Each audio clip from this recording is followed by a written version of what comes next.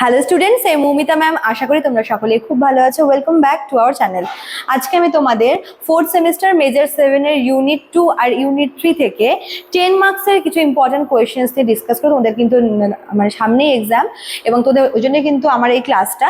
তো তোদের already suggestion আমি দিয়েছি, বাট তোমাদের সেখান থেকেও কিন্তু কিছু বেছে বা কোনগুলো খুব ভালো করে পড়তে হবে তার একটা লিস্ট কিন্তু আমি রেখেছি এখানে। ঠিক আছে, দেখে নাও কি কি তোমাদের পড়তে হচ্ছে এখান থেকে।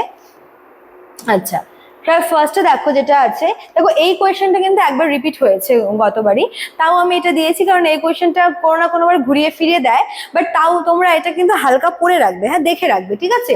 সেটা হচ্ছে invocation in paradise Lost book 1। তারপর দেখো 2 নম্বরে আছে কি, হাউ ডাজ মিল্টন ডেসক্রাইব হেল। এই কোয়েশ্চেন খুব ইম্পর্টেন্ট, যে এখানে হেলকে কিভাবে ডেসক্রাইব করা হয়েছে।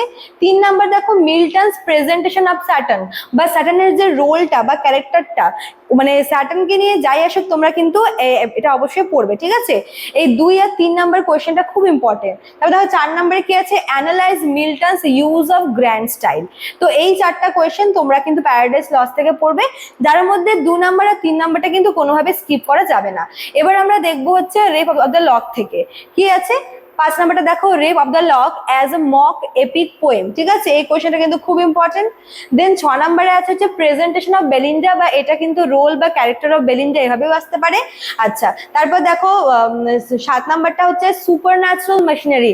দ্য রেপ অফ দ্য লকে যে সুপার ন্যাচারাল যে এলিমেন্টসরা ছিল সেগুলোর ব্যাপারে এখানে বলেছে। তারপর দেখো কি আছে, critically examine the character of the duchess. এটা হচ্ছে ইউনিট 3 থেকে, যে ডাচেস অফ ম্যালফি থেকে ডাচেসের রোলটা কি সেটা কিন্তু এখানে বলেছে। তারপর দেখো কোয়েশ্চেন নাম্বার 8, যেটা সেটা হচ্ছে comment on the title of the play. Play বলতে এখানে ডাচেস অফ ম্যালফির কথা কিন্তু বলা হয়েছে। আচ্ছা, তারপর দেখো কি আছে, ক্যারেক্টার অফ বোসোলা। বোসোলার রোলটা বা বোসোলা কিভাবে রিভেঞ্জ নিয়েছিল, অনেকভাবে কিন্তু আসতে পারে এই পার্টটা তোমাদের। দেন তারপর দেখো কি আছে, duchess of Malfi as a revenge tragedy. এই কোয়েশ্চেনটাও কিন্তু ঘুরে ফিরে তোমাদের অনেকবার আসে। আচ্ছা, তারপর দেখো নেক্সট, এটা হচ্ছে the way of the world থেকে রোল অফ মিরাবেল। মিরাবেলের রোলটা তোমরা অবশ্যই পড়বে। দেন আছে হচ্ছে লেডি উইসফোর্ড। লেডি উইসফোর্ডকে এখানে হচ্ছে গ্রিডি ওমেন হিসেবে দেখানো হয়েছে, এর রোলটাও কিন্তু খুব ইম্পর্টেন্ট। তারপর কি বলেছে, the way of the world as a restoration comedy. আচ্ছা, আর লাস্ট হচ্ছে এই the way of the world থেকে যে প্রভিসের সিন ছিল সেটা।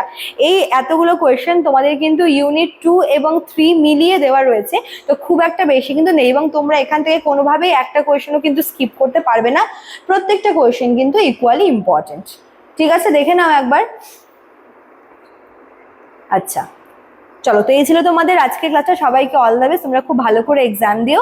আর যারা ভাবছো যে নোটস নেবে এক্সামের আগে, তারা অবশ্যই আমাদের অফিসিয়াল নাম্বারে কল করে নিও। দেখো এখানে দেওয়াও রয়েছে নাম্বারটা, এবং কোর্স ফিও কিন্তু এখানে দেওয়া আছে।